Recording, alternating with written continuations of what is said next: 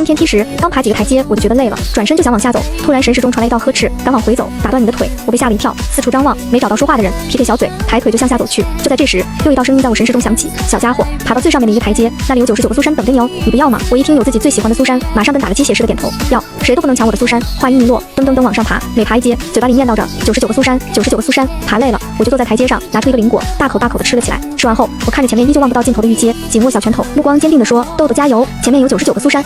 此刻在登仙梯上方一片白云中，一白衣男子满是好奇地看着我。景和，你说这小孩若是爬到最后一阶没看到99个苏珊，会不会哭鼻子？另一黑衣男子说道：白川，你这么多年闭关闭得无聊了，竟然无聊到想逗小孩玩。且不说他能不能爬到999阶这么高，就说他知道99个苏珊是多少吗？被唤作怀川的男子闻言并不生气，反而眸中满是兴致地看着我。我觉得他知道99个是多少，要不我们赌一把如何？不赌。景和道君冷冷地拒绝了他的提议，但过了一瞬，他又好奇地问道：怎么，你莫不是要说他做弟子吧？说到这里，他打量了下方正一句99个苏珊爬一个台阶的我，又看一眼他身旁这位懒到出奇的同门师弟。这小娃才4岁，你确定你会养小孩？不怕把这小孩给饿死了？怀川闻言眉头微挑，你这也太看不起人了吧？景和淡淡地瞥了他一眼，眼神中透露出几分无奈。不是他看不起人，实在是他这师弟懒得出奇，简直是修仙界中的一朵奇葩，整日里除了躺着还是躺着，仿佛全身骨头都融化了一般，软绵绵的，没有一丝力气，真是白瞎了那张俊逸非凡的脸庞。与此同时，下方的我正迷迷糊糊地走着，忽然我感觉一阵恍惚，仿佛穿越了时空一般。当我再次睁开眼睛时，惊讶地发现自己面前的台阶上竟然摆满了苏珊，那些苏珊层层叠叠，散发着诱人的香气，看得我直流口水。哇塞，好多苏珊啊！我高兴得嚎了一嗓子，蹦跳着坐到了满是苏珊的台阶上。我一手拿一个苏珊，左边咬一口，右边咬一口，吃得津津有味。看着一地的苏珊，开心坏了，一口气吃了几十个苏珊后，我摸了摸自己圆滚滚的小肚子，满足地打了个饱嗝。吃饱喝足了，我有些困，我往台阶上一躺，闭上眼睛开始打呼噜。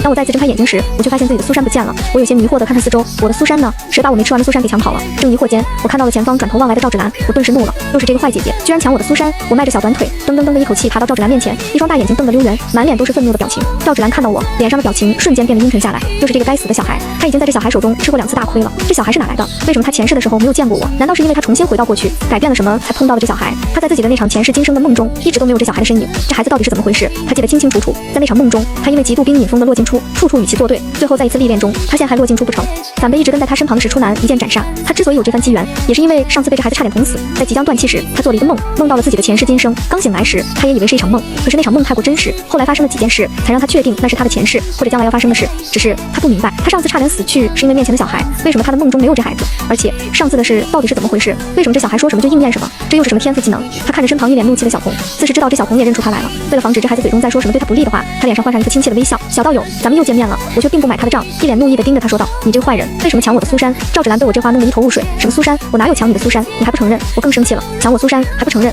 我又想到之前这人对自己又打又踢，还要把自己喂老虎吃，现在居然还抢我苏珊吃，小胸脯气得一鼓一鼓的。我今天一定要把这个老是欺负我的坏人给扔出去。想一此，我双眸如墨地盯着赵芷兰，泛着奶味的声音缓慢而有节奏地说道：你个坏人，咋不摔死你？话音落下，刚刚抬起腿打算拉远一些两人距离的岳芷兰，脚步一个踉跄，身体不稳向后倒去。她尖叫一声，双手在空中不住地挥舞，试图抓住什么以平衡自己的身体。然而一切都只是徒劳，她最终还是沿着台阶向后跌去，身影在登仙梯上越来越小，直至消失不见。在这千钧一发之际，赵芷兰眼中闪过一丝狠厉，一道灵气猛地打向我。我惨叫一声，小小的身躯如同被巨力击中，瞬间失去平衡，也跟着消失在天梯之上。片刻之后，登仙梯失败的两人一前一后被送回了青云宗外。岳芷兰站稳身形，第一时间怒视着我，眼中的怒火几乎要喷涌而出。她每次碰到这孩子就没有好事，都是他在吃亏。这熊孩子简直就像是天生克他似的。他深吸一口气，双手紧握成拳，又缓缓松开。他强行压下心头的怒火，转头看向别处，生怕自己会忍不住对我出手。我此时也毫不示弱地回瞪着赵芷兰，小脸上满是愤怒和不甘。这个坏人又打我，这已经是第2次了。我小胸脯气得一鼓一鼓的，小脑袋中飞快地思考着要怎么才能教训面前这个坏人。青云宗大殿内的众位长老面上有些不悦，登仙梯上还能打斗，这是哪来的小辈？掌门云中子轻轻一挥手，一道灵气瞬间化作一只巨大的手掌，向着青云宗外的我抓去。那手掌遮天蔽日，仿佛要将整个天空都笼罩在其中。这光明根的小女娃天赋异禀，即使不走登仙梯，他们青云宗也必会收入门内，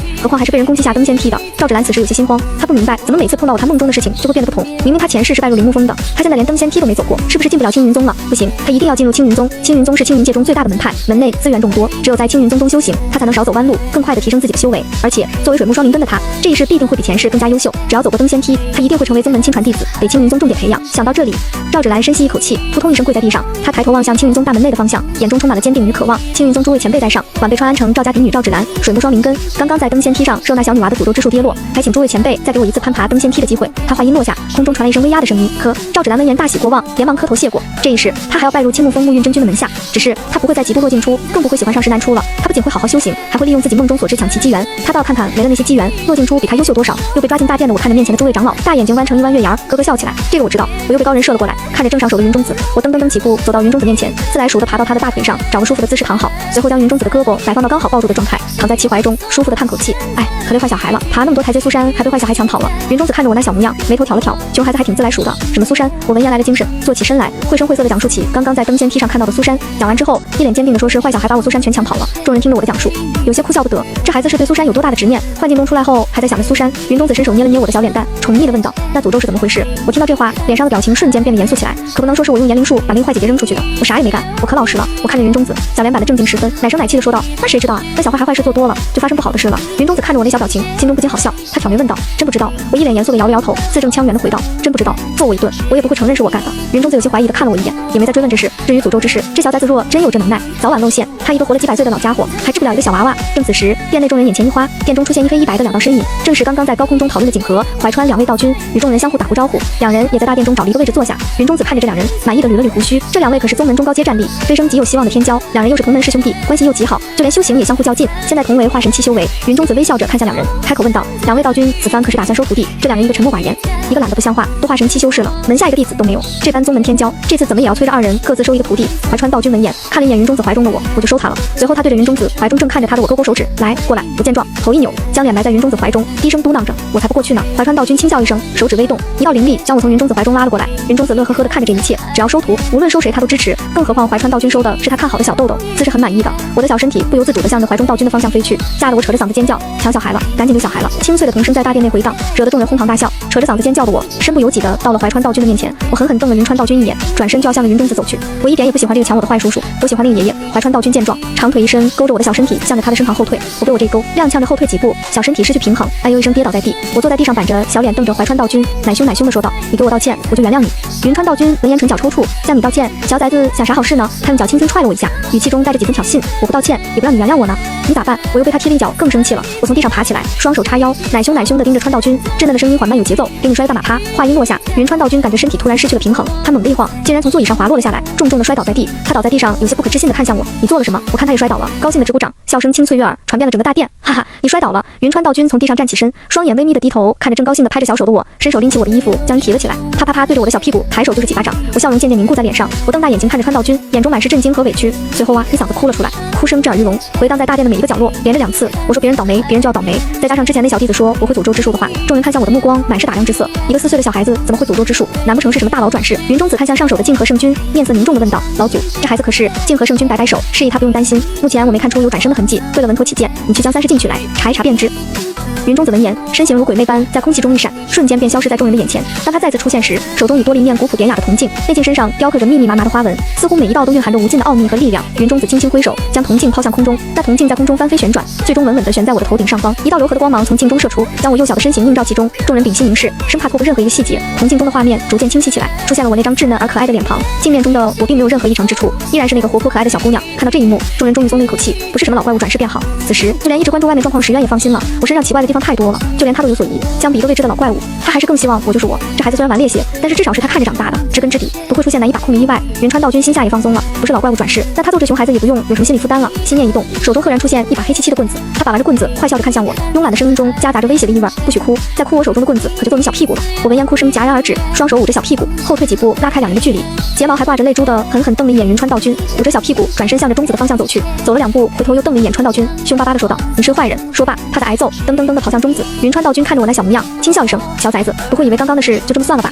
话音未落，手指微动，我的小身体再次不受控制地向着他的方向飞去，被迫又站在他面前的我，双手紧紧捂着小屁股，瞪圆了眼睛看着他，一脸气愤的模样，泛着小奶音的声音凶巴巴的：“我告诉你，我可凶可凶了，你再打我，我就不客气了。”云川道君眉头微挑，举起手中黑漆漆的棍子，控制着力道避开我捂着屁股的双手，对着我的小屁股又是3下，来，凶一个让我看看。我小屁股被打得火辣辣的疼，双手不住地揉着被打疼的地方，彻底生气了，一个混球，摔！话未说完，小嘴张张合合地想骂出什么来，却发现自己竟然发不出声音来，敢骂本君，欠收拾！云川道君手持棍子对着我的小屁股招呼了下去。就在云川道君扬起棍子的那一刻，我的小心脏猛地一跳，我下意识的就要转身逃跑，可是我的速度哪里比得上云川道君？才刚刚转了个身，棍子就重重地落在了我的小屁股上。我气得一边一跳脚，一边躲避打到身上的棍子，左闪右躲的，却总也避不开打到身上的棍子，无声的哭得老惨了。云川道君感觉舒心了，他解开我的禁言术，看着我哭得上气不接下气的小破孩模样，忍着脸上的笑意，板着脸问道：“还敢诅咒我吗？”我小屁股被打得火辣辣的疼，闭着眼睛，扯着嗓子嚎哭，口齿不清的说道：“没诅咒，我不会诅咒。那你说我摔了大马趴，我为什么摔倒？”我哭得更委屈了，我的声音在大殿中回荡着：“那不是诅咒。”云川道君紧紧追问：“那是什么？”此时大殿中众人也一脸好奇的紧盯着我，等着我接下来的回答。我吸了吸鼻子，哭着回答道：“那是言灵术，不是诅咒。”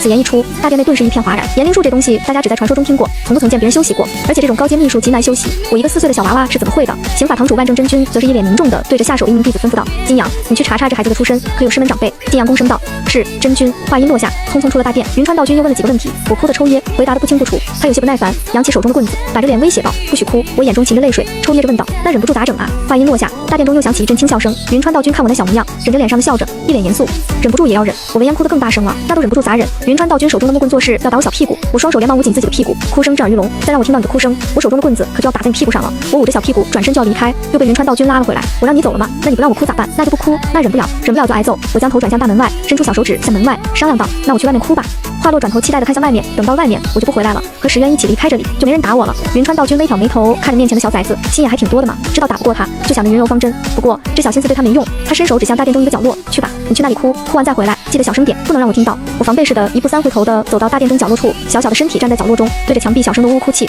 无能跟着金阳进入大殿中，听到大殿中呜呜的哭泣声，向着哭声来源看去，唇角微抽，我这孩子又做啥了？怎么被罚面壁思过了？心中虽然疑惑，但他还是赶紧对着上手的众多长老行过礼，然后恭敬地立在大殿中，等待着掌门的发问。无能，豆豆这孩子你是哪里发现的？掌门看着下手的无能，声音中带着一丝微压的问道。无能便将因为3人遇见我的事重复了一遍，又将我和他生活这段时间他从我口中猜测的一些事讲了一遍。刑法堂万正真君眉头微蹙，有些不解，若是这孩子是从凡俗界来的，那他的言灵术哪来的？谁教他修行的？无能躬声回道：“回真君，我也不知。这孩子由一只觉醒了血脉的白虎养大，他自己的家人出生在何处都记不得。那白虎呢？”万正真君接着问道。无能不敢有丝毫隐瞒，赶紧答道：“那白虎一直跟着豆豆呢，豆豆对他非常依赖，几乎形影不离。”云中子等其他长老又问了些关于我的问题，无能都一一如实回答。最后掌门挥手间，一道流光射向无能：“这是讲你的，下去吧。”无能收起东西，心中满是喜悦和激动，这善人结得真划算，已经开始有回报了。他躬声应了声是，然后迈着轻快的步伐离开了大殿。云川道君手指微动，面对墙壁竖着耳朵偷听大殿中谈话的我，身体再次不受控制地向他飞去。“你的老虎呢？”我怕他对石渊不利，头摇得像拨浪鼓。老虎肉不好吃，又凶，一点也不好。正此时，有人指着大殿上方登仙梯的画面，惊呼道：“这女娃不错！”登仙梯走到900阶了。殿中其他众人闻言，纷纷侧目望去，只见画面中一个身着淡蓝色衣裙的女娃正步履蹒跚地攀爬着仙梯。我听着殿中长老的夸奖，也跟着抬头看向上方的画面。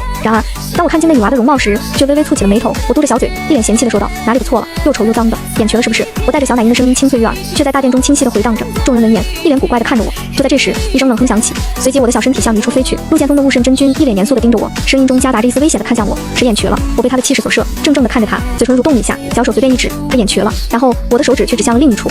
又一声泛着危险的冷哼响起，我的小身体再次不受控制地飞向一人。气疯的思燕真君紧绷着黝黑的脸，看着面前的小崽子，恶声恶气地问道：“谁眼瘸了？”我转头看向四周，不敢再指向别人，食指指向自己，他眼瘸了。殿中众人忍俊不禁地笑出声来。云川道君将我射到面前，哄得我将石渊放了出来。大殿内众人皆凝神静气，分出神识，关注着登仙梯上的弟子，其目光在石渊的虎身上来回审视。云中子手中弹出一粒丹药，那丹药在空中划出一道优美的弧线，最终稳稳地落在了石渊的面前。这是一粒开颜丹。云中子声音中夹杂着威压说道：“吃了你就能口吐人言。”石渊看着面前的丹药，感受着身上的威压，心下鄙夷，一群蝼蚁也敢对他用威压。当真是虎落平阳对犬欺，他站在那里，任由我骑在他身上，将开颜丹送入体内空间。上手的云中子看着石渊将开颜灵送入口内，开口问道：“石渊，豆豆可是来自凡尘，你在哪里发现他的？”不是他们青云宗对弟子的出身重视，实在是我身上的疑问太多，青云宗也不想花了诸多资源培养的弟子，到最后是别人家的，所以最好先弄清这孩子的出身。豆豆出生在凡尘界丽平山下的王家村，他父母都是凡人。我当初在山中得了机缘，觉醒了白虎血脉，碰到他时，他正被一男子追着打，我见他身云灵根，便与其结了契约，从此将他带在身边抚养。至于其他的，他便不再多说了。修真者谁还没有自己的机缘秘密？若是连这都要查清楚，那这样的宗门也没必要让我留下。好在云中子也懂分寸，见白虎不再多言，便敢没有追问。只要这孩子身份上没问题，其他的他也不在意。光灵根的孩子就是随便折腾，将来也入不了魔道。就在这时，外面登仙梯上的孩子们已经完成了历练，被青云宗的弟子们带领着进入了大殿。然而还没等我跑出几步，就被一旁的云川道君给拎住了衣服领子给拎了回来。你就站在这里！我顿时瘪了瘪嘴巴，怕他再打自己，有些不情愿地站在了原地。一旁的景和道君则眉头微挑地看着这一幕。云川，你不会真的打算收这孩子为徒吧？你确定你会带孩子吗？云川道君瞥了石渊一眼，一脸无所谓。这不是还有一只会带小孩的白虎吗？石渊闻言虎躯一震，什么意思？我好不容易找到师傅，他可以不用带孩子了，这师傅居然不靠谱的想把我扔给他一只妖兽带，这是好人能做出来的是吗？不行，他要给我找个靠谱的师傅。豆豆是光灵根，你不适合当他师傅。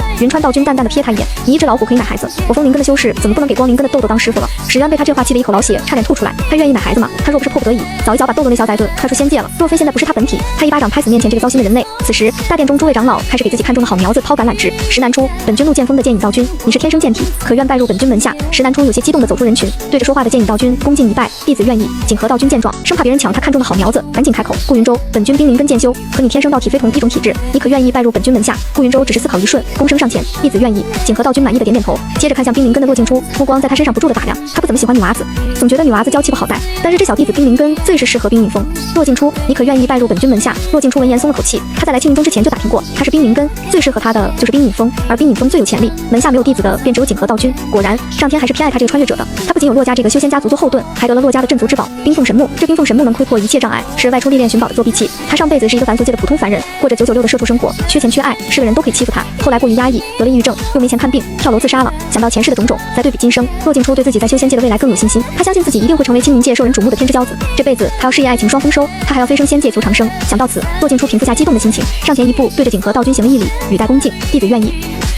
话音落下，大步走到景和道君身旁，和顾云舟并肩站在一起。我吮着手指，小心地靠近几步，眼睛眨也不眨地盯着骆敬初蓝色眼珠，奶声奶气地问道：“你用的谁的眼睛？”骆敬初听到我那清脆的童声，先是一愣，仿佛被点中了某个隐秘的穴位，心脏在这一刹那猛地收紧。他的冰凤神木竟然被这个孩子看出来了，不可能！自从他认主了冰凤神木以来，从未有人看出过丝毫端倪，一定是这孩子没见过蓝色的眼睛。好奇之下问的，他努力平复内心的波动，唇角扯出一抹略显牵强的笑容。他清冷的嗓音在这一刻尽量放的温柔，能站在大殿中玩耍的孩子，身份必然非同寻常，他必须小心应对，尽量与这孩子交好。小师妹，你误会了，我用的自然是我自己的眼睛，我是冰灵根。受灵根影响，眼睛才变成蓝色的。骆敬初耐心地解释着。我闻言，小脸上满是严肃，斜着眼睛瞪着骆敬初，小嘴嘟起，说假话烂舌头，那不是你的眼睛。大殿中其他人自然也注意到了这一幕，大家一边收徒，一边注意着这两人的情况。云川道君此刻也定定地看着我，眼中闪过一丝异样的光芒。这小崽子有些邪乎啊，光灵根、炎灵术，若再加上破虚之眼，那可就有意思了。不过有没有破虚之眼先不说，别人机缘并不能乱说。想到此，云川道君亲身拧住了我的耳朵，一把将人扯到自己面前，板着脸教训道：“小崽子，就你最喜欢说假话了，再敢乱说话，小心我把你的耳朵拧掉！”被扯住耳朵的我，小手紧抓着云川道君的大手，踉跄着脚步到了云川道君的面前，口中不住地囔着：“啊，疼疼疼，别扯我小耳朵！”那跳脚生气的小模样不禁让人莞尔轻笑。云川道君伸出中指，轻轻弹了一下我的小脑袋，威胁道：“这次就放过你了，下次再敢乱讲话，耳朵给你拧掉！”我一只手揉着自己被拧得发红的耳朵，另一只手捂着被弹得生疼的额头，撅着小嘴，狠狠瞪了云川道君一眼，转身就向着下面走去。我要找个师傅，有师傅坏人就不敢欺负我了。云川道君见状，再次伸手，以迅雷不及掩耳之势拧住了我的耳朵，将人扯了回来。他嘴角微翘，带着几分戏谑地问道：“上哪儿去？我刚刚不是说让你老实地站在这里吗？”小短腿跑得挺快，我捂着耳朵，小脸紧绷，面上全是不满的斜眼瞪着他，凶巴巴地说道：“上哪儿去？上哪儿去？能上哪儿去？找师傅去啊！”云川道君眉头微挑，故意板起脸，用气死人不偿命的声音说道：“这大殿上除了我，没人愿意收你。”我不信，反驳道：“瞎说，我这么好的小孩，哪个不喜欢？眼瘸了！”大殿中眼瘸的众人听到这话，有人实在是忍不住了。三番两次被这小崽子说眼瘸，最气人的是我还会炎灵术，就怕我这小嘴一张，炎灵术学得太好，大家眼睛真瘸了。气疯的四焰真君更是直接，一道灵力卷起我，对着我的小屁股啪啪啪就是几下。你这小崽子人不大，说话这么气人，嘴巴放乖点，多说点好话听到没有？被打疼的我立刻哇哇大哭起来。我看着众人紧盯着我的目光，心中一阵委屈。我乖巧的走到墙壁一侧，对着墙壁小声的哭了起来。与此同时，大殿中的拜师仪式还在继续，单灵根的弟子已经先后拜师完毕，轮到了双灵根以及登仙梯走到700阶以上的多灵根弟子。云中子看着大殿内一名身着绿色裙装的小姑娘，对着云川道君建议道：“云川道君，豆豆年龄小，你性子又有些背懒，不好照顾，不若将四户家的那小丫头也收入门下，也好帮你看顾下豆豆。这小丫头金木双灵根，灵根值也不错。”云川道君只是淡淡的看了一眼那小姑娘，便摇头拒绝道：“算了吧，你也知道我性子背懒，能容忍我一个就已经是极限了，再多我怕到时候把两人一起扔到大荒中自生自灭了。”话音落下，云川道君长袖一挥，卷起还在面壁假哭的我，以及慵懒趴在大殿中看热闹的石渊，身形一闪，便消失在大殿中。回到问天峰时，天色已晚，云川道君嘱咐几句我一些事项，便将我交给石渊照看，自己闪身进屋了。石渊见状，虎肺都气炸了，他怂恿我来拜师，就是希望有人能接管照顾我这熊孩子的差事。现在倒好，我师傅倒是有了，但照看的任务还是落在了他自己的头上。那我拜师的意义在哪里？无奈形势比人强，他还是哄着我吃完饭，找了一间屋子，搂着我睡觉。次日一早，躺在竹椅上，沐浴晨光的云川道君看着一人一虎从房间里走出来，捏着下巴在想，他是不是忘了什么？哦，对了，我还没拜师呢。想到此，他对着我勾勾手指，豆豆过来，先拜师。话音落下，一盏茶水已经静静浮在空中，等着我拿起敬上。我以为是给自己喝水呢，拿起杯子就向唇边递去。云川道君声音有些危险的轻温一声，我拿着怀子手停在唇边，不敢动了。昨天石渊和我说了，这是我师傅，这人真打我，我想换个师傅。石渊说这个师傅会把我腿给打断的，我不想当断腿小孩，所以要乖一些，将茶诚心的递给我。云川道君看着我道，然后再跪下磕3个响头，以后你就是我的弟子了。我闻言更不愿意递茶给他了，我不想给你当徒弟。云川道君闻言眉头微挑，脸上露出一抹让人不寒而栗的笑容，不想给我当徒弟。话音落下，意念一动，手中赫然出现一根黑漆漆的木棍，他把玩着手中的木棍看向我，威胁道：“你是拜师还是挨揍？”我看了看手中的茶盏，又看了看云川道君手中黑棍子，想到昨天被打屁股的惨状，浑身一个激动，屁股隐隐感到疼了。我小脸上一副很不情愿的模样，磨磨唧唧地将茶盏递给了云川道君。云川道君本也不在意这些虚礼，随意地接过茶盏抿了一口，点点头，再跪下来磕3个头。我嘟着小嘴，一脸不高兴的一言，乖乖磕了3个头。一旁石渊看着我这寒酸的拜师礼，气得鼻中喷出2道浓浓的气息。这对师徒弟也真是奇葩，一个不情不愿的拜师，一个拜师礼的先后顺序都给弄错，这能算拜师？还有这云川不是对我别有用心吧？不是说人族最重规矩吗？怎么他家我就碰到一个另类？做完这一切，云川道君换来问天风的管事，让管事带着我去办了入门手续。管事自是知道风主是什么性子，他看着小小的我，弯下腰，伸出双臂，脸上堆满了和蔼可亲的笑容。走，小豆豆，莫叔先带你去吃饭，咱们吃完饭再去办入门手续。本来还有些排斥的我，听到有饭吃，小眼睛立刻亮了起来，力巴在他怀中乖乖不动了。管事带着我到了饭堂，帮我要了不少吃的，让其收起来。随后又去了执事堂，帮我领了身份令牌，才带着我回到了问天峰。问天峰上，云川道君摸着下巴，看着小小一团在石渊身上爬来爬去的我，这么小的孩子，他应该先教啥？哎，还是去找景和吧。景和两个徒弟呢，放在一起养吧，也省得我没人玩。想到此，卷起我，化作一道青烟，向不远处的冰影峰飞去。到了冰影峰上时，景和师徒三人正在院子中谈话。云川道君颇为自然地将我扔到景和道君面前，拿出一把糖衣躺了上去。景和啊，你看我这徒弟怎么样？2个徒弟是带，3个徒弟也是带，豆豆就交给你了，你帮我好好教导教导。景和道君闻言，眉头微微蹙起，有你这么给人当师傅的吗？云川道君躺在躺椅上，自顾自地闭上眼睛，这不是有了吗？景和道君深深吸口气，行吧，算是他欠云川的，连教导徒弟这事也帮他做了。他拿出一个储物戒指递给我，来，豆豆，这是师叔给你的礼物。一旁的云川道君见状，缓缓地睁开眼睛，瞥了一眼开心接过戒指的我，哦，他好像把这事给忘记了，那就给这小崽子一个好点的见面礼吧。他记得上次从一处洞府中顺了一个隐灵镯，空间还不小呢，回头私下里再给我。想到此，他指尖弹出2道劲风，射向洛静初与顾云舟，这是师叔送你们的见面礼。话音落下，看了一眼还在拿着那枚刚刚认主的储物戒指玩进出的我，再看一眼接过储物戒指一脸喜意的2个师侄，只叹自己的小徒弟是个傻的。云川道君与景和道君2人同时拜入清风圣君门下，怎就关系不错？2人自拜师开始就相互较劲，修为不上向下，谁也不愿意当师弟，一直以道号相称。云川道君性子慵懒随意，凡事都不过心，而景和道君则性子端庄规矩，做事总是一板一眼。2人性格截然不同，却相互看不顺眼，又相处得极为和谐，在修仙界也算是一大奇事了。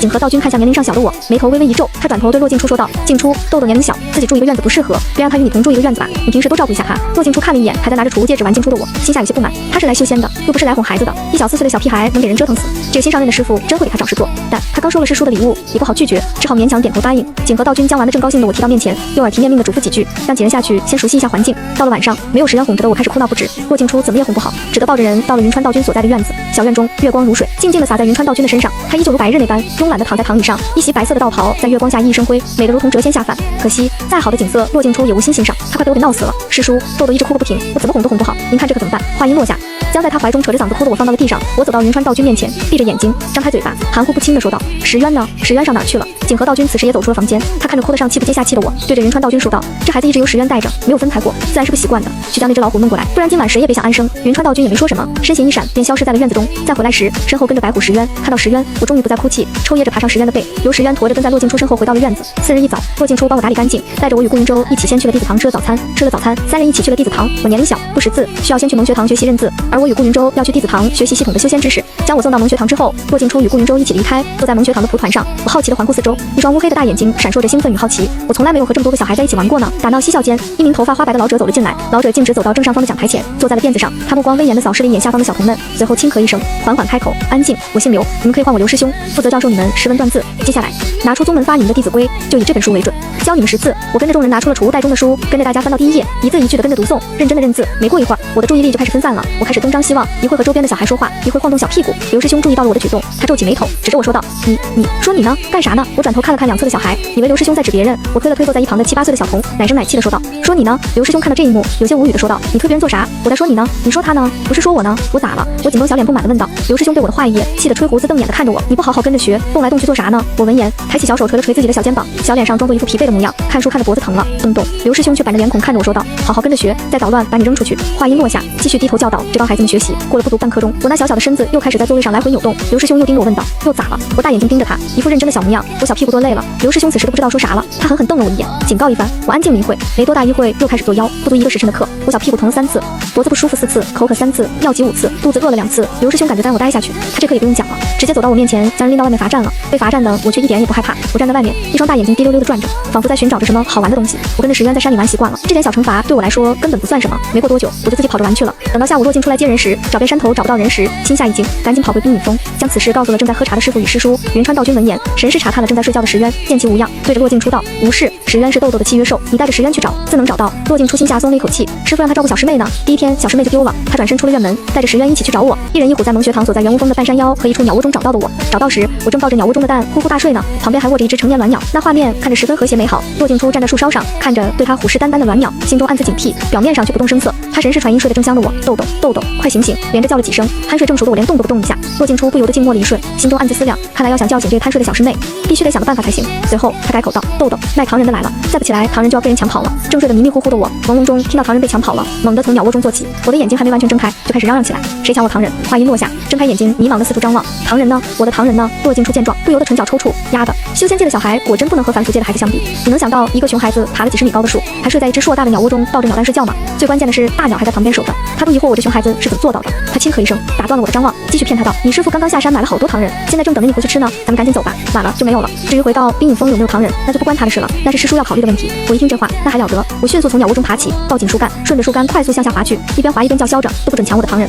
骆静初看着我这副模样，不由得有些哭笑不得。他摇了摇头，抱起我，两人一虎回到了冰影峰。刚回到冰影峰，骆静初就将我交给了师傅师叔，顺便将我的丰功伟绩汇报了一下。院中众人的目光同时落在我身上，看着我一副不知道自己干了啥的模样，有些哭笑不得。云川道君手指微动，我的小身体就不由自主地飞到他面前。他抬手拧住我的耳朵，声音有些危险地说道：“一个时辰不到的课，屁股疼了3次，脖子不舒服4次，口渴3次，尿急5次，肚子饿了2次，是吧？你在青云宗出名了，知道不知道？”我扒拉着拧自己耳朵的那只手，小脸上写满了不服。我奶凶地盯着云川道君，声音里带着几分稚气和倔强：“你别拧我耳朵，拧坏了怎么办？你赔不赔我小耳朵？”云川道君闻言，手下力道又加重了几分，疼得我哇哇直叫。他瞪着眼前的熊孩子，气道：“拧坏不要了，小混蛋！当初你师傅我在青云宗声名鹊起，那是修为高，天赋好才出名的。你倒好，迅猛学堂第一天就以这种方式出名了，还爬到鸟窝中和未孵化的蛋抢地盘，我的老脸都被你丢光了。”一旁的景和道君见状，忍不住劝道：“行了，云川，差不多就行了，他还小，淘气些也是正常的，以后好好教导他就是了。”云川道君听了景和的话，狠狠地瞪了我一眼，然后松开了手。我捂着被拧得通红的耳朵，飞快地后退几步，警惕地看着云川道君，这人2天打我多少次了，耳朵都给我拧坏了，我师傅这么打也不行，必须给他的教训。当我是好欺负的小孩。想到此，我漆黑如墨的眼睛直直地看着端起杯子打算喝茶的云川道君，稚嫩的声音极其有节奏地说道：“呵呵呵，噎死你个混球！”话音刚落，云川道君猛地将口中的茶水喷了出来，脸色涨得通红，不住地咳嗽。他边咳边颤抖着手指指着我骂道：“你个混账！”我看着云川道君的狼狈模样，被拧耳朵的怒气瞬间消失。我怕云川道君揍我，转身撒丫子向着门口的方向跑去。云川道君脸色涨红的猛咳了几声，看着转身要逃的我，手指微动，一道灵力将人拉了回来，灵气在体内运转了几圈，那种被呛到的感觉才稍微舒服了些。缓了好一会儿，才感觉恢复了正常。一旁的景和道君看着这一幕，忍不住哈哈大笑了起来。云川，你也有今天！骆静初看着两人的模样，有些不明所以，不过聪明的并未开口询问。缓过来的云川道君气急败坏的一把拎起我的后衣领，像拎小鸡仔似的将人整个提了起来。他双眼瞪得溜圆，气得都有些咬牙切齿。小崽子，我可是你师傅，你这个欺师灭祖的玩意儿，居然敢对我用言灵术！我在他手中不住的挣扎尖叫，小脸蛋涨得通红，声音都喊劈叉了啊！虐待小孩啦！快来人治小孩啊！云川道君可不管我的哭闹，狠狠的又揍了一顿，直到感觉自己的手有些累才停下来。他看着哭得上气不接下气，眼泪鼻涕一大把的我，感觉自己刚刚咳得有些不舒服的嗓子好像一下子就好了。他板起脸，声音严肃的仿佛能冻住空气，下次还敢不敢对我用言灵术了？我被吓得一哆嗦，连连摇头，抽噎着说不敢了，再也不敢了。云川道君哼了一声，又对着我的小屁股打了一下，算是警告，记住了，再有下次我就用棍子揍你，绝不手软。我哭得更惨了，一把鼻涕一把泪的捂着屁股，慢腾腾的走到石渊身旁。我爬到石渊身上，趴在他那柔软的背上，抽噎着告状：“石渊，又有人打小孩了。”石渊连眼皮都没抬一下，继续闭目养神。这是若换成他会揍得更狠。言灵术是用来对付敌人保命用的，可这小崽子倒好，快把他练成诅咒术了，每次都是好的不灵坏的灵，简直让人头疼。挨了揍的我倒是很乖的跟着骆静初回到了小院。我吃了点东西，就被石渊连哄带逼的打坐了1个时辰才去休息。次日一早，天刚蒙蒙亮，石渊就将还在赖床的我从床上扒拉了下来，他叼着我的后衣领，一路将我拖到了冰影峰的最高处，将我放在地上之后，石渊看着天边刚升起的初阳，用爪子推了一下还趴在地上不动的我，有些不耐烦的催促道：“快起来打坐，别耽误了修炼。”在另一处院落中的云川道君神识中看到一人一虎的行为，有些讶异，这白虎的智商是不是有些高的过分了？他看着我被白虎哄着拿出一块兽皮，坐起小身子，一脸庄严的沐浴在晨光中。随着我的静坐，我的周身开始泛起丝丝白光，四周灵气平缓而有序地进入我小小的身体，那些灵气在我周身形成一层蒙蒙的雾气，在我周身的光亮中形成七彩红光，在蒙蒙亮的天色中显得格外突出。在这一刻，我仿佛变成了一个小小的神奇，庄严而神圣，引人瞩目。云川悠地睁开双目，身形一闪到了上空，他目光沉沉地看着静坐中的我。与此同时，景和道君也注意到了我的情况，他来到云川的身旁，目光沉静地看着下方的我。云川，豆豆这情况是不是有些不对劲？云川道君轻轻地哼了一声，他的手指随意的一划，设了一个禁制，将这片区域给遮掩了起来。景和道君又说道：“光灵根本就少见，你我都清楚，这样的资质，我们根本指导不了他什么。青云宗的历史上也从未有过光灵根的修士。我看我们还是派人去查一下这小丫头的祖上吧，看看能不能找到些什么。”云川道君闻言，轻轻地叹了口气。我本是看这孩子机灵可爱，又是光灵根，心下稀罕2分，却不想给自己找了一个大麻烦。果然徒弟什么的都是讨债的。就在这时，我打坐结束了，我缓缓地睁开眼睛，看到了站在不远处的云川道君。小丫头的身子瞬间紧绷了起来，一脸警惕地盯着他，然后飞快地后退了几步，躲到了石渊的身后，只露出一个小脑袋，紧紧地盯着云川道君。云川道君见状，有些疑惑地摸着下巴，难道是他昨天下手太重了，以至于这小崽子现在看到他就害怕？这可不行，怎么说也是他的小徒弟，可不能怕他，躲他。想到这些，云川道君决定对我好一些，当个慈祥和蔼的师傅。他轻咳一声，从储物袋中拿出一个碧绿的手镯，这手镯散发着淡淡的光芒，一看就不是凡品。他走到我身旁，弯腰蹲下身子，将手镯递给了我，声音放得无比温和：“这是引灵镯，是师傅不给你的见面礼，它可是个大宝贝哦。”我本来有些紧张的神情，听到师傅送给我大宝贝，当下放松了下来，吓死我了！还以这个坏师傅又要揍我呢。我接过云川道君手中的绿色手镯，拿在手中看了一番，就要套在手腕上。云川道君轻笑道：“你是不是忘了什么？法器可是要认主的，这样他才会真正属于你。来，师傅教你如何认主。我听到认主2个字，小眼睛顿时亮了起来。我可是知道了，认主后的法器就能随心所欲的使用了。于是我毫不犹豫地从怀里拿出一个细长的银针，对着自己胖乎乎的手指头就扎了下去。被扎的手指微微一颤，我却紧咬牙关，硬是不吭一声。这是认主法器呢，不疼，疼也忍着。一滴嫣红的血珠从我的指尖滴落，正好滴在了那绿色的手镯上，手镯仿佛有了生命一般，瞬间发出莹莹的光泽，将我的小脸都映得绿莹莹的。过了一瞬，我手上的血如珠子般源源不断地向那银铃镯飞去，我吓得小脸一白，手一松将银铃镯扔在了地上，另一只手指着掉在地上的银铃镯，有些急切地说道：“坏了！”云川道君见状，眉头紧蹙，他这小徒弟连仙界最基本的常识都不懂，这个石渊是怎么教的？想到此，他不满地瞥了一眼石渊，完全不考虑石渊是一只兽，懂不懂这些？石渊的虎脸上人性化的翻了个白眼，都怪他喽！他到修仙界时就给我科普过，奈何当初这熊孩子只知道玩，他教的10句里面接2句，另外8句随风飘走了。修仙界法器分低阶法器、中阶法器、高阶法器，再往上有灵器、神器，神器极为少见，杀伤力极大，若持有者自身实力不足，每次使用都要付出极大的代价。若有修仙者持有的法器生了灵智，这些器灵在碰到对自己有益的天材地宝时，会不由自主的吞噬，用来进阶自己。当然，好处是这种法器与主人心意相通，修仙者持有一把属性符合自身的灵器，在打斗时攻击力会更强。我在云川道君的讲解中，锦和道君和石渊的观望中，认主了引灵镯。我看着自动缩成自己手腕大小，消失不见，却能感觉到的引灵镯，笑得一阵开心。看在这么好的引灵镯上，我决定大人不计小人过，原谅坏师傅了。云川抱着我回到了锦和道君所在的小院，我从储物袋中拿出了自己的早餐，一个包子，一个鸡蛋和一碗粥，吃得满脸都是。云川道君又帮我掐了个清洁诀，将我清理干净。吃完早餐后，云川又嘱咐了我几句，让我在蒙学堂好好学习，不要捣乱。然后他让骆静初和顾云舟一起送我去蒙学堂。骆静初将我送到蒙学堂之后，又嘱咐了我几句，才和顾云舟一起前往隔壁的弟子堂。他们不用学识字算术，但是要学符箓、阵法、炼器以及修真界的其他知识。蒙学堂中的弟子大多都是普通人家出身，一种是年龄小未启蒙，或者家里没钱没人帮他们启蒙；另一种凡人界来的孩子，家中贫瘠不识字。我坐在座位上，有些疑惑地看着蒙学堂中的孩子，对我指指点点。一名7岁左右、小脸黝黑、吃得胖胖的小童，有些嘲笑地看着我。那小孩，你叫什么？我叫豆豆。我脆声答道。周围人闻声大笑起来。又一名8、9岁的小童大笑道：“这是什么名字？你怎么不叫衣服、裤子、帽子啊？”一名8、9岁、长得白净可爱的小姑娘，双手叉腰，不屑一顾地看着我。豆豆，你今天可别再像昨天那样，一会儿饿了，一会儿渴了，一会儿又屁股疼，行不行？你昨天一堂课可是被点名了整整17次，真的是烦死人了。像你这种连上课都不会听的小孩，居然还有长老收你为亲传弟子，那长老眼睛肯定是瞎了，要么就是老糊涂了。另一名10岁左右的女童也附和道：“可不是吗？这种熊孩子也有人要，真是让人想不通。如果换作是我在家，我1天3顿都要揍他，一直揍到他改为止。”修仙界的长老们的喜好真是让人摸不透，居然还会收这种小孩为徒。坐在我身旁的一名8岁左右的孩童感觉有些丢人，这小孩怎么就和他坐在一起了？他用力推了推我，嫌弃道：“你别和我坐一起，丢人。”我被他这么一推，一下子跌倒在地。我从地上慢慢站起身，小脸紧绷地看着推的那孩童，像个小炮弹一样猛地扑向那小孩，挥起小拳头对着那孩子的脸狠狠地打了下去。让你打我，让你打我，还打不打了？身下的女童用力挣扎，想要扭转战局。她比这小孩大了4岁，被压着打太丢人了。奈何她年龄比我大，却还没引气入体，再加上我一直跟着石渊与野兽打架时常有的锻炼，很快就被我打得哇哇直叫，哭爹喊娘。旁边的2个孩子见状，对视了一眼，本就有些嫉妒我拜入长老门下，每天还有人送我来上课，心中生了帮自己同类的念头。2人快步上前，每人拉住我的一条胳膊，将我从那孩童身上拉了起来。身下的孩童得了救，立刻一个反扑，小手抡得飞快，就去打我。我冷不丁的挨了一下，疼得尖叫一声，眼泪在眼眶里打转，却顾不得哭出来。我双手被另外2个看热闹不嫌事大的孩子扯起，整个人架在空中，双腿对着那个打我的小孩就踹了过去。你们这2个不要脸的，居然敢帮他打我！我一边挣扎着，一边对着那2个架着我的孩子吐了2口唾沫，骂得十分不客气。话音落下，我神念一动，从灵兽袋子中放出6条绿的透明发亮的小蛇，那6条小蛇刚刚好落在架着我的那2个孩童身上。2人被吓得脸色惨白，一边尖叫一边踉跄的后退，结果被教室的桌椅绊倒在地，不住的在地上颤抖。蛇啊，救命啊！有蛇！2人声嘶力竭的尖叫。得了自由的我见状，拍着小手叫好：“小绿蛇，咬他们，看他们还敢不敢欺负我！”就在这时，刘师兄走了进来，他一眼就看到教室中乱成一团，2个小孩在地上打成一团，还有2个身上爬着几条绿色的毒蛇，正苦着性子在2名孩童身上爬来爬去。他快步上前，给那2名在地上的小孩喂了2颗解毒丹，将那6条小蛇收了起来。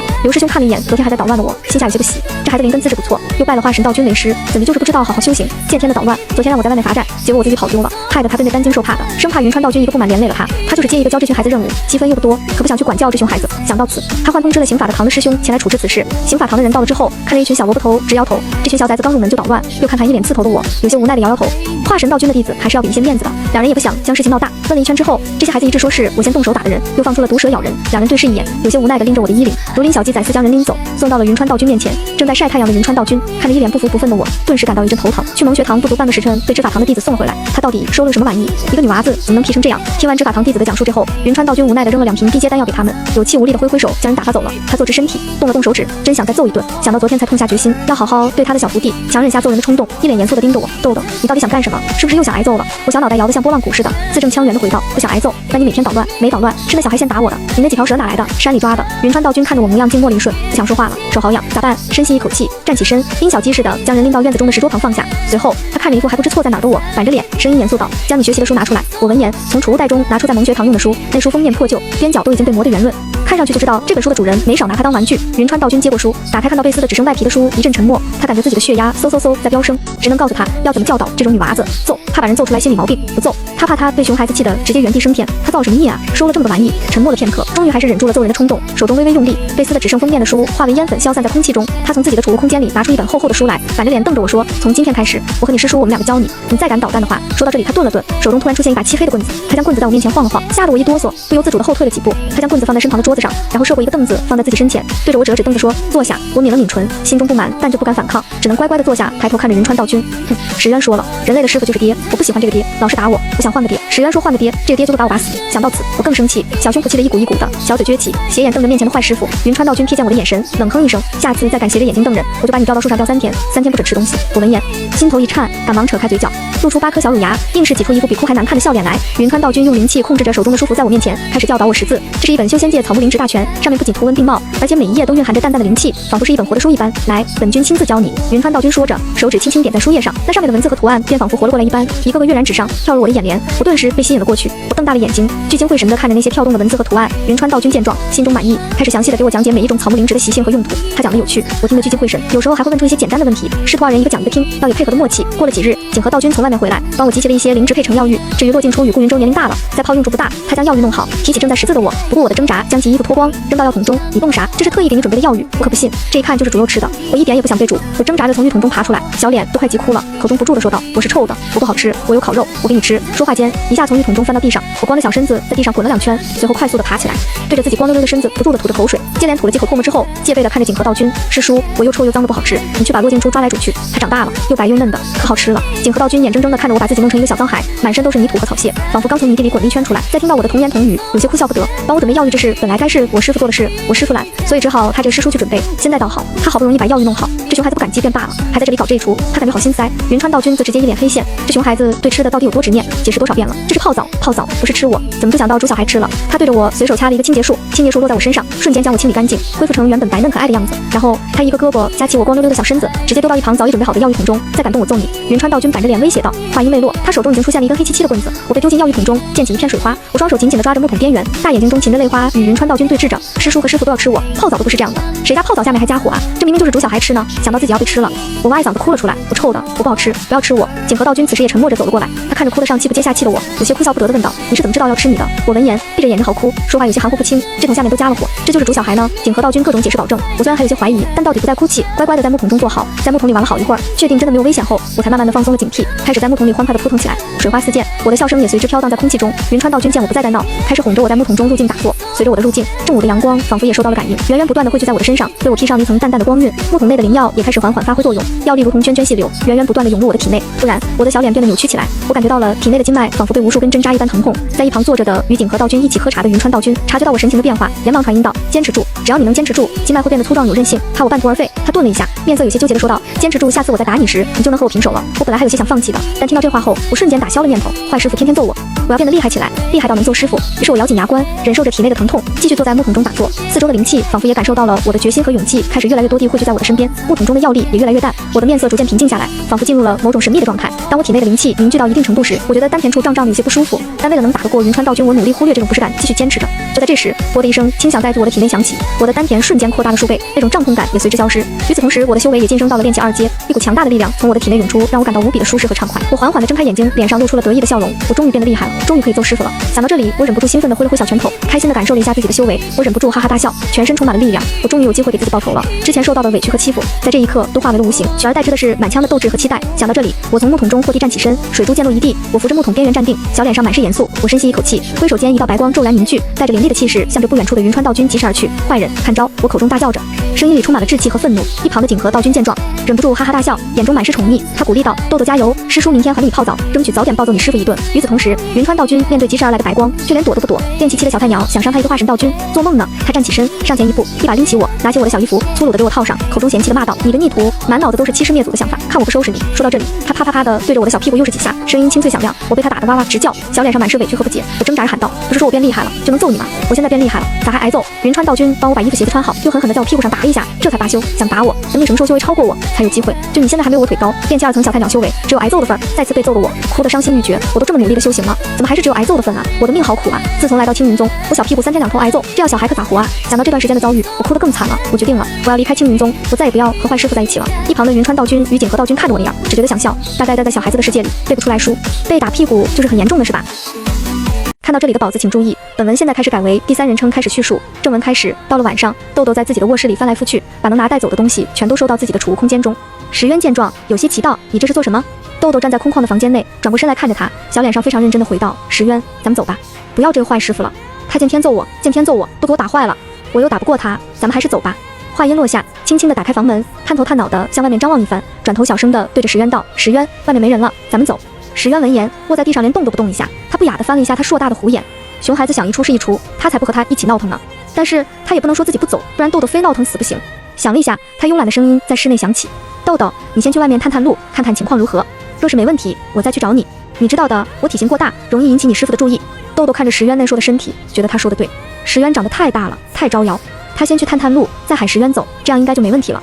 想到此，他又探头探脑的在外面看了一番，小脸上满是谨慎和认真。他不仅用眼睛看，还用神识在附近扫了扫，生怕漏过任何一丝风吹草动。洛师姐在屋中休息了，外面没人，他可以走了。蹑手蹑脚地出了房门，小心地走到大门处，他的手轻轻地推动门扉，生怕发出一点声响。门缓缓地开了，他探出头去，又仔细地查看了一下院外的情况，确定没人后，他才放心地走出院子。怕石渊出去时不好走，他还故意把大门敞开。房间内打坐的骆静初在豆豆走出房门那一刻就察觉到了状况，他有些好奇豆豆大晚上不睡觉，一副偷偷摸摸的模样，想干什么？于是他探出一抹神识，小心翼翼地跟在豆豆身后，想要一探究竟。借着月光，豆豆向着山下的方向走去。正在打坐的景和道君发现时也有些好奇，探出神识一直看着他。他见豆豆一直向着山下的方向走去，心下好奇，模仿石渊的声音问道：“豆豆，大晚上不睡觉去哪儿？”豆豆听到是石渊的声音，有些奇怪地说道：“我刚刚不是告诉你了吗？咱两个一起离开青云宗，不在这里待了。坏师傅天天打我，都给我打坏了。”景和道君眉头微挑，挥手间开启了冰影封上的阵法。小崽子，离家出走这事都能干得出来，搁青云宗也是独一份了。他传音一直看戏的云川道君，声音中满是戏谑：“你小徒要离家出走呢？当师傅的啥感觉？”云川淡淡的回了一句：“你真够无聊的。”正找路的豆豆突然感觉四周雾气大浓，视线变得模糊不清。不一会儿，天空竟然下起大雪，寒风呼啸着，空气也变得无比寒冷。他被冻得哆哆嗦嗦的，连忙从储物空间中拿出自己以前的兔皮衣，胡乱的套在身上。刚刚还好好的，怎么就下雪了？哎呀，给我冻坏吧！他边走边搓着小手抱怨道，还对着自己的手心哈了2口热气。雪越下越大，不一会儿地上就积了厚厚的一层雪。豆豆深一脚浅一脚的走着，那些雪都快将他埋起来了。他身上、脸上、睫毛上全是雪，冻得他直打哆嗦。终于走不动的豆豆开始扯着嗓子大哭起来：“石渊，快来救救我！我要被雪埋了！”回应他的是四周白茫茫的一片积雪，以及冷冽呼啸的寒风。就在他快被冻僵时，场景一转，他又换了一个地方。他一个人站在一望无际的沙漠中，四周空无一人。烈日当空，沙漠的温度高得吓人。豆豆身上的兔皮衣瞬间变得滚烫无比，他慌忙脱掉自己的兔皮衣，将其收了起来。豆豆四处张望着，想要找到一个前进的方向，但周围除了无尽的沙丘，什么也没有。他只能盲目地走着，每一步都陷进松软的沙子里，小小的身体、抬腿都显得异常吃力。不一会儿，口干舌燥的感觉袭来。豆豆从储物袋中拿出一个灵果，大口大口地啃着，果汁的甘甜稍微缓解了他的干渴。然而炎热的气温仍然让他感到难以忍受，他又脱掉了身上的小衣服，只留下一条短裤，在沙漠中艰难行走。他的皮肤被晒得通红，还很疼，实在受不了的豆豆边走边哭，泪水顺着脸颊滑落，与汗水混在一起，让他感到更加难受。正哭着呢，前面的沙地上中突然出现一群带有斑纹的大蛇，它们吐着信子，发出嘶嘶的声响。他看着那大蛇比他还粗的身子，哭得更惨了。他就是想离开青云宗，这咋越走越奇怪啊？石渊，快来救小孩，有蛇要吃小孩！突然，一条大蛇腾空跃起，向豆豆扑来。他闭上眼睛尖叫一声，小手本能地射出一道白光，击向那条蛇。咦，不疼，没感觉疼痛的豆豆眼睛偷偷睁开一条裂缝，随即双眸睁得溜圆。怎么刚刚还在沙漠，现在又换了地方？这四周怎么长满了金色的植物？这植物的叶子像剑一样，什么东西哦？想到此，他向前走了几步。他一动，四周植物的叶片像是活过来的似的，如矢箭般急急地射向他。豆豆身上顿时出现很多伤痕，疼得他站在那里哭得更狠了。危机间，突然想起自己的还有一个金钟罩呢，匆忙间将金钟罩扔出来护住自己。他坐在金钟罩中，看着自己身上的伤口，口中一直唤着：“石渊，小孩要死了，快来救小孩！”一晚上，又是大雪纷飞，沙漠炙烤，会伤人的叶子，他实在太累了，坐在那里慢慢地合上了眼睛，小脑袋一点一点的，很快便陷入了沉睡之中。即使在梦中，他也依然皱着眉头，显得异常不安稳。景和道君见状收了阵法，挥手间，一道灵气卷起豆豆，送到云川道君所在的院子。你徒弟，你自己管去。云川道君看着穿着小裤衩、浑身脏兮兮的豆豆，眼中嫌弃意味更浓。他这是收了个什么玩意？大晚上不好好睡觉，非要搞这么一出，活该被收拾。他不过打了他几次小屁股，就记仇记到在离家出走的地步了。他还给这崽子一个高阶储物空间呢，空间里那么多东西，怎么不见这小崽子记着？想到此，他有些来气，抬手对着豆豆的小屁股又拍了几巴掌。几巴掌下去，小豆豆只是微微皱起了眉头，连哼一声的都没有，睡得死沉死沉的。云川道君见状，不由得失笑出声。这孩子睡得这么沉，若是把他扔进妖兽口中，恐怕连怎么死的都不知道。他轻轻地掐了一个清洁术，将豆豆身上的尘土和脏污一扫而光。随后，他俯身抱起豆豆，将豆豆轻轻地放在床上，又细心地为他盖上了一床被子。他才转身坐回蒲团上，继续打坐修炼。次日中午，阳光透过窗户洒在屋内，豆豆还躺在床上呼呼大睡。云川道君也没将人唤醒。豆豆年龄小，昨天他自己一个人闯了冰影峰的3道阵法。哦，不，也不能说是闯，说是体验比较贴切。毕竟以豆豆昨天的表现，若非锦河有心照顾，他连一层阵法也闯不过。他托腮看着床上睡得香甜的豆豆，心下却在思量：这熊孩子天天这般闹腾也不是个事儿，要想个万全的法子治治他，让他老实点。对这种什么都不懂的小孩用什么法子呢？毕竟是女娃子，打得太多了，他也担心给这娃做出心理问题。对这种只知道吃喝玩乐的小崽子，用什么办法比较有效呢？他脑海中突然灵光一闪，有办法了。入梦术，他给豆豆编织一个梦境，以他的喜好，让他在梦境中印象深刻，不就有了？想到此，修长的手指快速掐诀，一道术法悄无声息地进入了豆豆的身体。正在酣睡的豆豆只觉得眼前一亮，他发现自己来到了一个巨大的苏山面前。那苏山上堆满了各种各样的好吃的果子、点心，还有他最爱吃的糖葫芦。那糖葫芦巨大无比，上面串满了他从未见过，但闻着就让人流口水的灵果。他看着面前巨大的苏山，高兴地跳了起来，双眼闪闪发光，口水都快流出来了。他脚下生风，小跑着奔向那座巨大的苏山，一边跑一边兴奋地大喊着：“哦，我的苏山，我来了！”眼看就要靠近那座苏山，突然一道七色彩光闪过，一层结界将他隔离在外。他跑得太急，根本来不及刹车，一头便撞在了那七彩结界上。这一撞，直撞得他头冒金星，眼泪瞬间便盈满了眼眶。他捂着额头，痛得几乎要哭出声来。即便是在这样的疼痛之中，他依然没有忘记那座苏山。他抬头望去，只见那座苏山依然屹立在那里，那些唐人仿佛都在向他招手。他看得入了迷，口水顺着嘴角滴在了结界上，然后顺着七彩结界流了下去。我的唐人，我的苏山，他喃喃自语着，双手用力地敲打着结界，试图能够破开它。那结界却仿佛有着无尽的韧性，无论他如何敲打，都始终无法破开。他拿出自己的小剑，对着结界砍去，然而那剑却仿佛砍在了空气中一般，结界依然毫发无损。他急了，声音都带着哭腔：“这什么破东西？为什么不让我吃我的苏山？”话音刚落，就见那苏山上的唐人纷纷活了过来。那些长在树上的兔子、老虎、蛇、马、龙等唐人全都向着他的方向跑来。他见状先是愣了一下，然后高兴地直拍小手：“快来，快来，快到我这里来！”那些唐人仿若不受七彩结界影响似的，张开大口猛地向他扑来，对着他就咬了过去。他吓得一个趔趄跌倒在地上，手中的小剑哐当一声掉在地上，惊慌失措地看着扑向他的唐人。最先扑过来的兔子一个泰山压顶，将他的小身体压在身下。情急之间，意念微动，他手中再次出现一把匕首，对着那唐人兔子的身体就捅了过去。然而那匕首却仿佛融入了唐人兔子的身体一般消失不见了，而他的手也被那唐人兔子的身体粘住，无法动弹。接着那唐人兔翼的身体渐渐将他的小身体也融入了自己体内，他吓得大哭起来：“你快放开我！我不吃你了，我不吃你了！”唐人兔子发出嘿嘿的音笑，那笑声中充满了嘲讽和得意。“小孩，你吃我的时候不是挺高兴的吗？现在换我吃你了，打不过我就只能等着被吃。这整个苏山上面全是给你们这些小孩准备的吃的，可惜啊，你们太弱了，只能被我们吃。”豆豆感觉自己的小身体被唐人兔子纳入他的体内，然后自己也变成了一个唐人，被种在苏山上，等着别人来吃他。其中一个唐人还告诉他，如果他打不过别人，就只能被人类小孩吃掉，但如果他能打过人类的小孩，他就能吃掉人类小孩。那唐人还说他蠢，说他在青云宗不跟着师傅好好学本事，长修为，就凭他练气2层的小菜人，就等着被人吃吧。被种在苏山上的豆豆看着自己的唐人身体，一个机灵被吓醒了。醒来的豆豆猛地从床上坐起来，他连忙查看自己的身体，见自己的身体是人，不是透明的唐人，他才放下心来。吓死豆豆了，吃的唐人还要看修为。想到此，他又看看自己的炼气2层的修为，一脸嫌弃，咋就这么低的修为呢？低到唐人都能吃他。正郁闷呢，忽听一个声音在耳边响起：“醒了，醒了就起床识字。”豆豆转头一看，原来是坏师傅。他小脸紧绷，一脸的不高兴，但忽然想起梦中那唐人的话，他的大眼睛直直地盯着师傅，眼珠在眼眶内滴溜溜乱转。他决定了，他不要讨厌坏师傅了，他要好好跟着坏师傅学本事，这样下次再梦到想吃他的唐人，他就可以反制那唐人，将那些唐人统统吃掉。他以后出门再遇到那个坏姐姐，言灵术不能用时，照样可以揍他。想到此，他咧开小嘴，眉眼弯弯地对着云川道君露出一个甜甜的笑容，稚嫩的声音清脆响亮：“师傅。”云川道君见他那小模样，自是知道他怎么想的，心下满意，看来入梦术对这小崽子还是有用的。他淡淡的点点头，声音严肃：“太阳都照屁股了，赶紧起来打坐学习。”豆豆乖乖地从床上爬下来，跟在云川道君身后去院子外，乖觉得从储物袋中拿出一碗粥，吃了2个灵尾鸡的蛋，然后跟着云川道君好好的学习。每次当他想捣乱时，云川道君就会拿出一串唐人。豆豆见到那些唐人，仿佛见到仇人似的，立马正襟危坐。几天下来，云川道君发现豆豆极为聪明，记忆力超好，几乎可以说过目不忘。一页书若是认真学，他教1遍，再陪着他读1遍，第3遍他自己就能背下来。有了这个发现，云川道君在教他识字时，也掌握了一些治他的法子。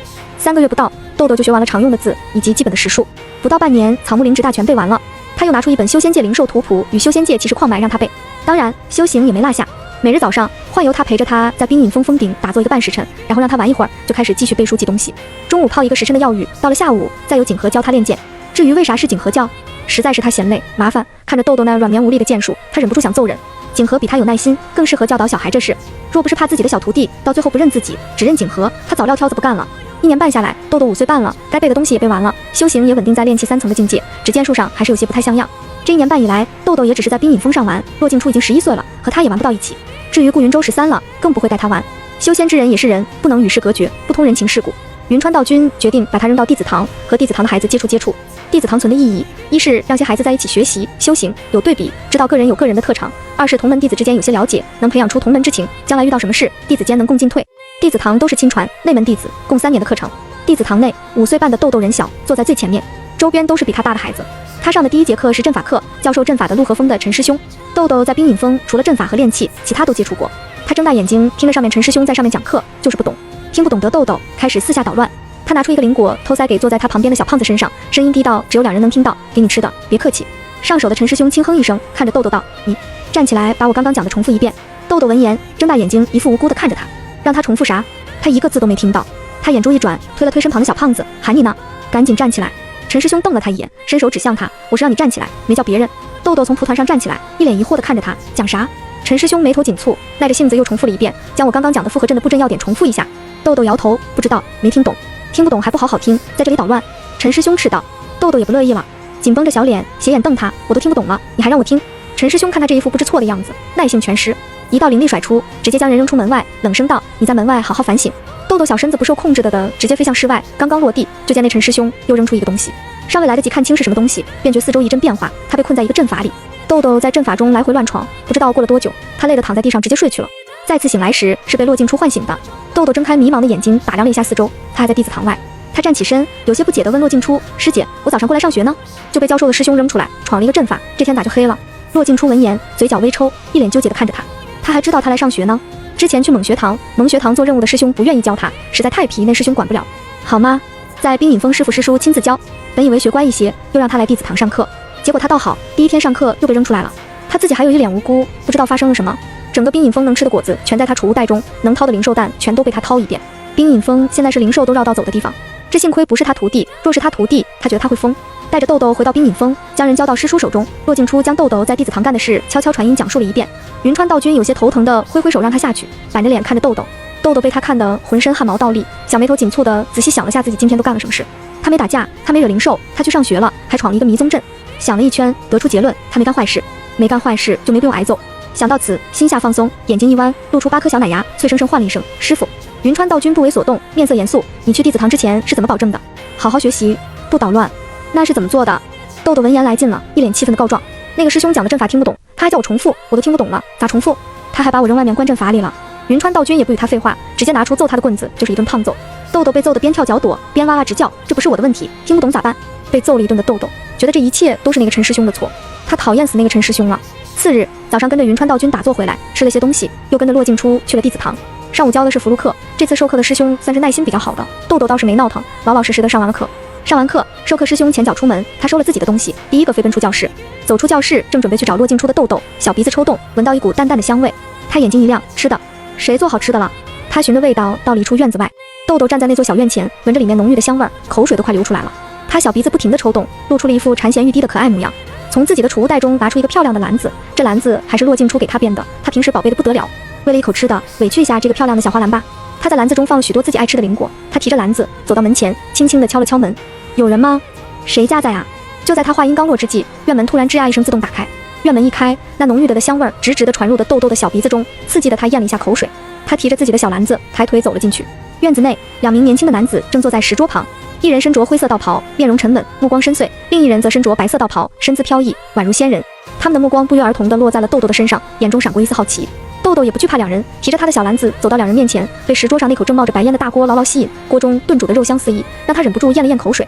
他对着2人心不在焉的行个弟子礼，稚嫩的声音清晰有力：“2位前辈好，我是弟子堂的小弟子豆豆，路过这里，过来拜访一下。”话音落下，他将手中提着水果篮子递给那名身着白色道袍的年轻人：“这是我最喜欢吃的灵果，2位前辈尝尝，灵果配锅里的肉，好吃得很。”白色道袍的男子看着递到面前的花篮，花篮上还有用灵气养着2朵蓝色的鲜花，此时花开的正艳，篮子中放着颜色不同的几个果子。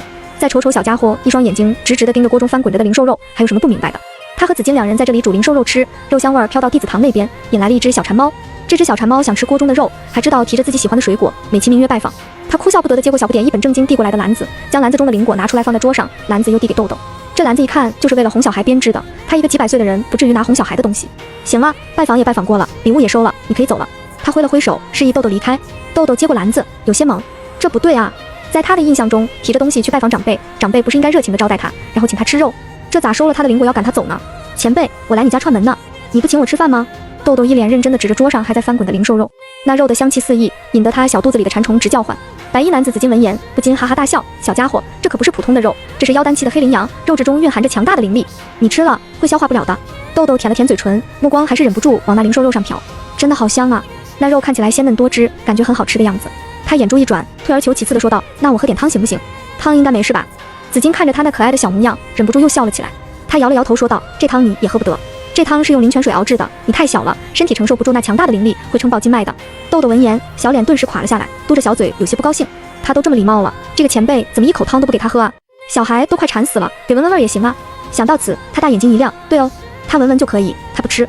他盯着那锅煮的咕嘟咕嘟冒着烟的灵兽肉，舔了舔唇，再次商量道，那我就闻闻味行不行？紫金真人看着他那可爱的小模样和认真的神情，再次忍不住大笑起来。他转头对着一直站在旁边的灰衣男子问道，季礼师兄，你看这小娃都这么说了，给他闻闻味如何？名唤季礼的那人此时面色也有些哭笑不得，见过馋的，没见过这般馋的。不过他可不相信这小娃娃闻闻味道就满足，反正也无事，不如看看这小家伙想干什么。当下点头同意，行吧，那你闻闻吧。好嘞。豆豆闻言顿时高兴地跳了起来，他收起自己的小篮子，小跑到桌前，手脚并用，麻利地爬上其中一个石凳，一只手稳稳地按在石桌上，他的头微微前倾，凑近那桌上冒着袅袅烟雾的锅，那香气扑鼻，让他的小脸蛋上露出了陶醉的神色。他闭上眼睛，深深地闻了几口，仿佛要将这香气全部吸入肺腑之中。就在这时，他的小身子突然一晃，似乎失去了平衡。两人心中一惊，刚要伸手去扶，却见他猛地向前一扑，整张脸几乎扎进了翻滚沸腾的锅中。紫金真人眼疾手快，瞬间拎住了他的后衣领，将他稳稳地提了起来。而季礼真人则手指轻动，一道灵气瞬间笼罩住那口锅，翻滚的汤汁立刻变得平静如镜。豆豆的小身子在空中乱扑腾，全身上下都被一层淡淡的灵气所包裹，口中咬着一块煮熟的肉片，腮帮子鼓鼓的，正用力地咀嚼着。紫金真人看着他这副模样，又是好气又是好笑。他用力地在他的小屁股上拍了几下，你这小娃娃为了吃一口肉也真是拼了命啊，就不怕给你烫坏了？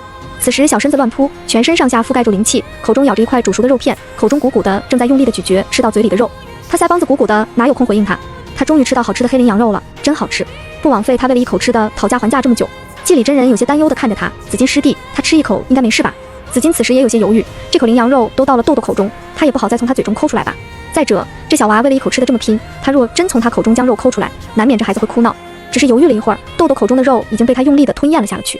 终于吃到了肉的豆豆大眼睛微眯，一脸享受的样子，香，太香了，好吃到恨不得把舌头一起咽下去，就是太少了。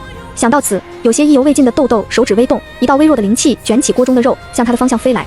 季礼真人眉头微挑地看着这熊孩子，这是当他们这两个金丹期真人是摆设不成？手指微动，一道灵力将到了豆豆小嘴边的肉片重新扔进锅中。豆豆见状，小手在飞快地掐诀，两道灵力同时卷起锅中的肉和汤，化成两道流光向着他的口中飞来。眼看到了近前，被拎在空中的他伸长脖子，张嘴向着那块肉咬去。季礼真人唇角抽搐，似笑非笑地看着他的动作，手指微动，一道灵力卷起那块肉又送回了锅中。